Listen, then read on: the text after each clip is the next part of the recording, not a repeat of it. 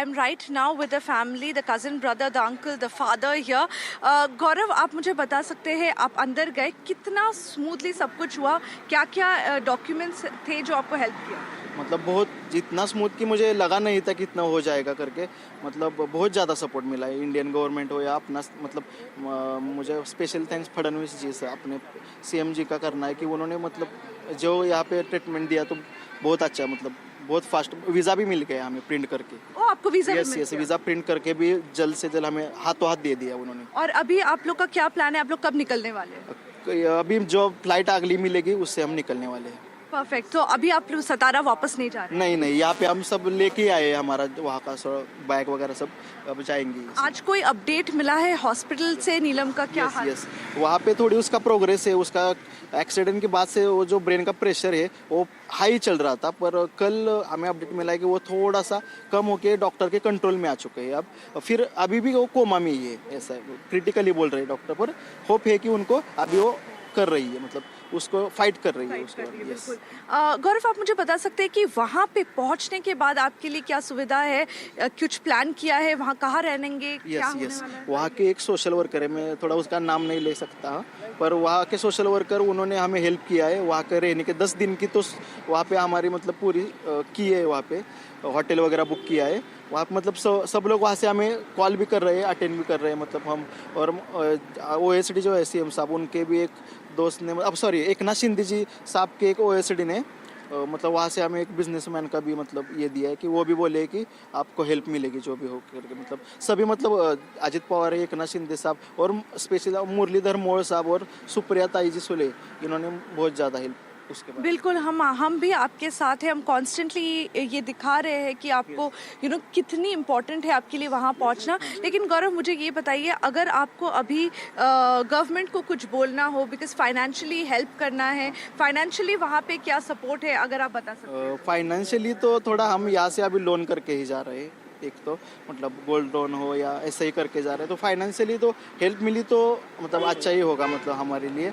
और बाकी तो गवर्नमेंट से यही गुजारिश करूँगा कि ये जो प्रोसेस है ये थोड़ा सा चेंज होना चाहिए। जो हमने सफ़रिंग किया वो किसी और के मतलब फैमिली को नहीं करना पड़ेगा, क्योंकि हम जो इस 7-8 दिन में जो मतलब हमने डिप्रेशन जो फेस किया, हमें लगा कि हमें वीज़ा नहीं मिलेगा, हमें हमारी लड़की को देखने को नहीं। ये थोड़ा सा जो प्रोसीजर है वो थोड़ा सा चेंज करना पड़ेगा। ये जो इमरजेंसी लोगों के लिए अलग थोड़ा सा प्लेटफॉर्म बनाना ही पड़ेगा। ये थोड़ा सा मुझे लग रहा है थोड़ा हमारा लग, और आपकी मीडिया की वजह से और अपने गवर्नमेंट की वजह से थोड़ा हमें ये मिल गया, इसलिए धन्यवाद। पर अभी हम जान चुके हैं कि आपका सब कुछ हो गया है, लेकिन अगर हम अपने, जैसे आप बोले, थोड़ा सा प्रोसेस इजी होना चाहिए। अगर आप जनता के लिए बता सकते हैं कि एक्चुअली में प्रोसेस आपके लिए कितना डिफ़िकल्ट रहा है, अगर मीडिया नहीं होती, अगर ये लोग मीडिया में आपको नहीं देखते, तो फिर क्या होता? तो पहली बात मैं बोलता हूँ कि जब मैं पहले दिन यहाँ पे आया था, मुझे कुछ भी आइडिया नहीं था, हम तीनों भी यहाँ पे आए थे, कि हम सीधा वहाँ से जो हमें लेटर मिला था वो लेटर लेके यहाँ पे आए थे US से, हॉस्पिटल से। हमें वहाँ से बोला गया था ये लेटर ये अपने वीज़ा ऑफिस में दिखाइए आपको वीज़ा। हम वही दिमाग में रख के आए, पर यहाँ पे आने के बाद यहाँ पे ना किसी ने हमें एंटरटेन किया, ना किसी ने यहाँ पे खड़े रहने दिया, वो बल्कि यह बोला गया कि आपको पुलिस पकड़ के ले जाएगी, आप यहाँ पे मत घूमो, पहला ये बोला गया। फिर हम यहाँ से निराशा में निकल के गाँव निकल गए, और वहाँ से हमने थोड़ा सा मतलब रिसर्च किया। हमारे दीदी के एक फ्रेंड है कॉलेज की, पूजा करके, पूजा रांगडाले पुणे के, उसने बहुत हेल्प की। उसने थोड़ा आइडिया दिया कि ऐसा ऐसा जाएंगे हम करके। तो हमने मेल जो आइडिया रहता है इनका, वहाँ पे हमने फिर मेल डालने चालू किए 17 तारीख से 18 तारीख से, और वहाँ से हम फॉलो पर रहे थे बार बार, पर इस पर किसी का रिस्पॉन्स सही से नहीं आ रहा था। वो बोल रहे थे आप पहले वीज़ा का जो पैसा है वो भरो, वो भी भरा। फिर स्लॉट बुक करने की प्रोसेस आई, और वहाँ पे फर्स्ट कम फर्स्ट सर्विस रहती है कि मतलब पूरे इंडिया से हर लोग को US जाना है, और उसमें हम भी है इमरजेंसी वाले, तो हमको वीज़ा कैसे मिलेगा मैम? वो 6 दिन उसमें गए, हर रोज़ स्लॉट ओपन करते थे, स्लॉट आता ही नहीं, नो अवेलेबल स्लॉट, ऐसे हर रोज़ यही प्रोसेस चल रहा था लास्ट 2 दिन तक। अब मैं अंकल से पूछना चाहूँगी, अंकल ये जो प्रोसेस था पूरा वीज़ा का, जो इतना हैरोइंग था आपके लिए, इतना डिफ़िकल्ट था आपके लिए, वो वाले सिचुएशन में आपने कैसे हैंडल किया और फाइनली कैसे ये सब हुआ? अच्छा, मैं आपसे कोई बात नहीं अंकल, कोई बात नहीं। तो ये जो पूरा प्रोसेस था, उस टाइम पे आपको पता था कि आपकी बहन कोमा में है, और मतलब ये कैसे सॉल्व कर सकता है ताकि आगे लोग जाके ये डिफिकल्टी फेस ना करें? पहले तो हमें अब बार बार यही चीज़ आता रही थी कि हमारी लड़की वहाँ पे अकेली है, उसके पास सिर्फ उसकी रूममेट ही है, अभी दूसरा हमारा वहाँ पे कोई भी नहीं है। तो यही दिमाग में हम रख के थे, हमारी लड़की अकेली है, हमें कुछ भी करके वीज़ा का तो प्रोसेस करना ही पड़ेगा, कुछ ना कुछ तो करना ही पड़ेगा। इसलिए हम बहुत ज़्यादा पॉलिटिशियन लोगों के पास जा गए। हमारे यहाँ के जो एमएलए, फॉर्मर एमएलए बाला साहब जी पाटिल साहब, वो हमारे पहले हम उनके पास गए थे। फिर श्रीनिवास पाटिल सिक्किम के माजी राज्यपाल, उनके पास गए, उन्होंने भी बहुत ज़्यादा हेल्प किया। फिर हमें लाइन मिलती हम आगे आते गए मीडिया की वजह से। आप हमें बता सकते हैं अभी आप जाने से पहले आपने कितना लोन लिया है, आपको कितने दिनों में वो भरना है? वो 5-6 लाख का तो लिया है लोन हमने अभी, और उसका तो अभी आपको मालूम है लोन की प्रोसेस, गोल्ड लोन किया है तो कैसे रहेगी। तो अभी डॉक्टर ने कुछ बोला है कि कितना बिल हुआ है हॉस्पिटल का, आपको कितनी? नहीं, हाँ, उसके बारे में मुझे बोलना था। वहाँ से अभी तक किसी भी 1 रुपए का ही पैसे की मांग नहीं की गई है हमसे, तो उसके बारे में मैं अभी कुछ भी मतलब क्लियरिटी नहीं मेरे को, क्योंकि वहाँ से कुछ भी नहीं बोला गया अभी तक पैसे के बारे में। बट अच्छी बात है अंकल कि आपको वीजा मिल गया है, आप जितना जल्दी हो सके बेटी के पास जा सकते हैं। मैं जाने वाला, कल ही जाने वाला, कल ही।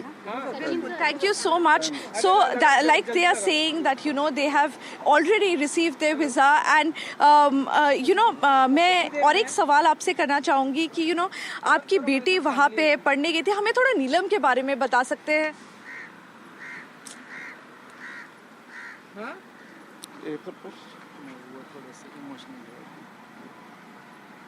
क्योंकि सबसे पहला कॉल इनको ही आया था, मामा मेरे पिताजी, सबसे पहला कॉल इनको ही आया था। बहुत अच्छी लड़की है वो, पढ़ाई पे बहुत अच्छा करती थी।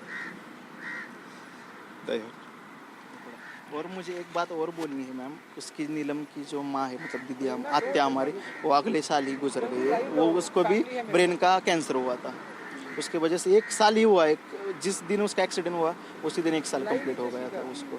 तो ये भी थोड़ा हम मतलब उस फैमिली हमारी पूरी उसी में ही है, इसलिए थोड़े वो मतलब इनकी बहन वो, इसलिए थोड़े से वो अभी हम नीलम के बारे में ज़्यादा नहीं जानते, हम सिर्फ जानते हैं दैट वो वहाँ पढ़ाई करने गई थी, अपने मास्टर्स साइंस पे करने गई थी। हमें थोड़ा बताइए उनके बारे में, और हम उनसे नहीं पूछेंगे क्योंकि वो इमोशनल हो रहे हैं। आप मुझे बताइए वो जो फ़ोन कॉल आया था, किससे आया था, कब आया था, ये कैसे हुआ? आई एम सॉरी कि मैं आपको वापस बोलने बोल रही हूँ, लेकिन ये लोगों के लिए बहुत जानना ज़रूरी है। क्या हुआ, वहाँ से उसके जो फ्रेंड है उसने पहला कॉल किया, उसकी यहाँ के पुणे की एक फ्रेंड है उसको, और उन्होंने थोड़ा रिसर्च किया। पहला कॉल उसने इनको ही किया था, पर इनको कुछ आइडिया नहीं दिया, इनसे सिर्फ इनका नंबर लिया, मतलब मामा का, और मामा को सीधा मतलब हमें सीधा सुबह मॉर्निंग 16 तारीख को 5:30 बजे कॉल आ गया बस कि ऐसा हो गया करके। पुणे से पहले समझ आया हमें ऐसा हुआ। और आप मुझे बता सकते हैं नीलम के बारे में थोड़ा हमें बताइए? वो मतलब बहुत टैलेंटेड है, मतलब उसके बारे में क्या बोलूँ। हाँ, पढ़ाई की है? पहला वो सेगढ़ कॉलेज में पढ़ती थी पुणे में, वहाँ पे इंजीनियरिंग कंप्लीट किया उसने, और फिर वो वहाँ पे यूएस में गई, और वो खुद का ये सब खुद ही कर रही थी वहाँ से, मतलब पढ़ाई हो जो उसके लिए लगने वाला खर्चा वो खुद ही कर रही थी वहाँ पे। Thank you so much.